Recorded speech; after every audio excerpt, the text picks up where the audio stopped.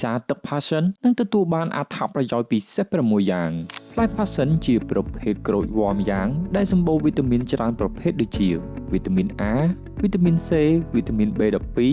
ជាតិដែកនិងប៉ូតាស្យូមដែលផ្ដល់ផលប្រយោជន៍ច្រើនចំពោះសុខភាព 1. ជំនួយដល់ប្រព័ន្ធភាពស៊ាំ Passion 100ក្រាមមានផ្ទុកវីតាមីន C 30មីលីក្រាម